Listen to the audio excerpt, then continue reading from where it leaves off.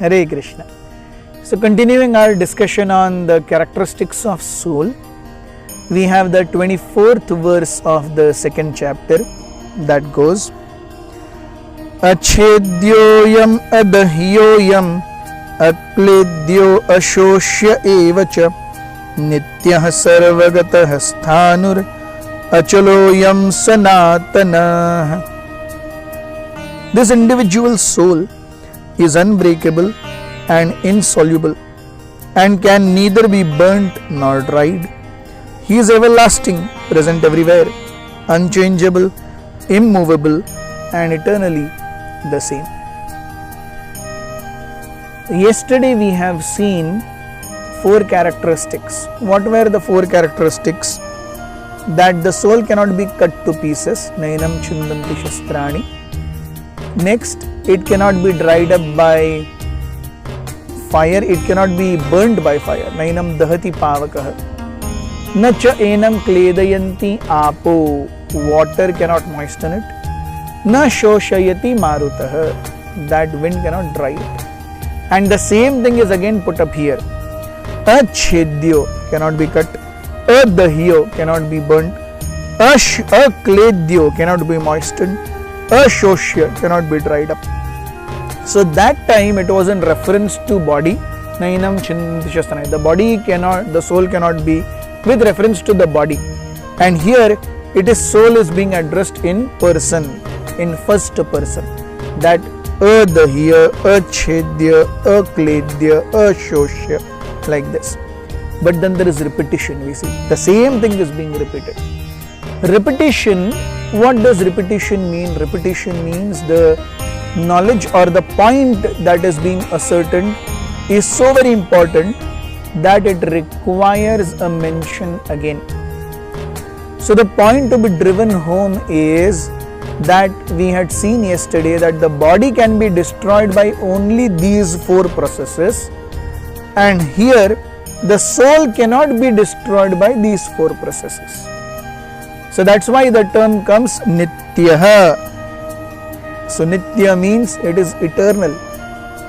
We see, because as souls, as Atma, we are always eternal.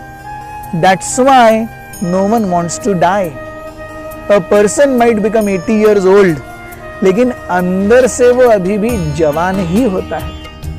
A person might become really invalid, लेकिन उसके मन में इच्छाएं अभी भी हैं, हालांकि उसका शरीर साथ नहीं दे रहा है, लेकिन मन अभी भी जवान ही है, इच्छाएं अभी भी वैसी ही हैं. And that is why spiritual life becomes very difficult, specifically when we start in old age. Because as old age comes, we come to terms with reality that although I might be thinking so many things, but physically it is not possible. And at that time we see people become irritating. Why a person becomes irritating in old age? Because he wants to do so many things, that's internal, but his body is not allowing him to do anything external. So a very good way to come to terms with reality is to accept spirituality. And that's where we see that the soul is unchangeable, but the body will always keep on changing. So it is important to know also that the body will keep on changing. And before this inevitable reality comes to my mind, it is important that it becomes my nature. जैसे बच्चा है तो उसके diapers mummy change करती है, लेकिन वो बच्चा जब 8 साल का हो जाएगा, क्या वो बच्चा सोच सकता है अब मम्मी मुझे बाथरूम लेके जाएंगी? नहीं, उसे सोचना पड़ेगा. He has to come to terms with reality. So he learns. उसी प्रकार से before we go old, we have to come to terms with reality that at one point of time invalidity is going to come. Although I am eternal, but the way this body is functioning, things will change, things will deteriorate, and at that time the inconsistency of mind and body. Mind wants enjoyment, body cannot support enjoyment. It makes a person cranky, चिड़चिड़े हो जाते हैं लोग सोचते हैं अरे ये मुझे समझ क्यों नहीं पाते।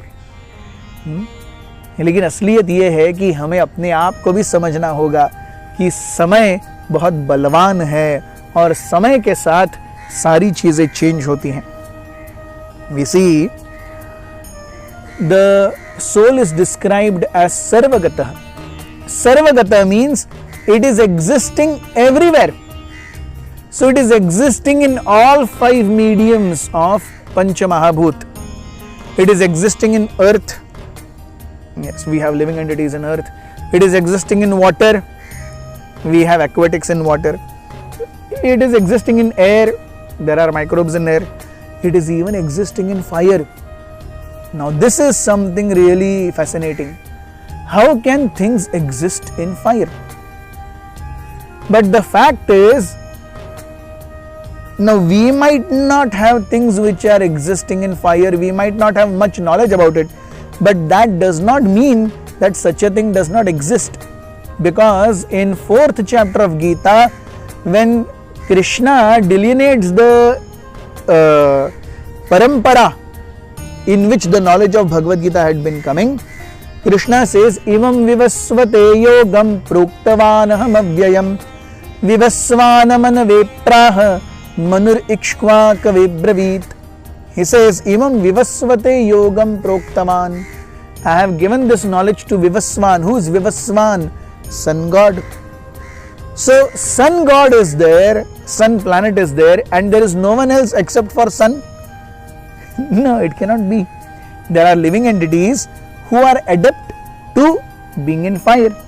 Just like from my own standards, I cannot fly in the air, but that does not mean that there is no one who can't fly. I cannot breathe in water, but that does not mean there are no aquatics who can breathe in water. There are aquatics who can breathe in water. Similarly, there is so much which is beyond our sense perception that exists. But the fallacy of today's science is, whatever I can experimentally know, only that I take for granted. Everything else, I do not know. So they completely negate the authority of Vedas. They completely negate the authority of Shastras. That Shastras are apaurushaya, Vedas are apaurushaya. They are not creations of man, they are creations of God, which Krishna will be teaching us in the 15th chapter, 15th verse.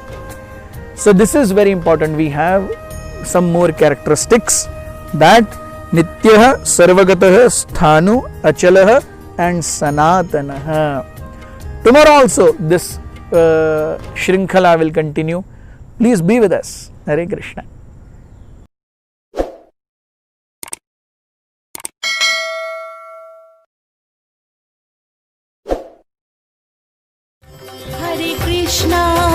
Hare Krishna, Krishna Krishna, Hare Hare.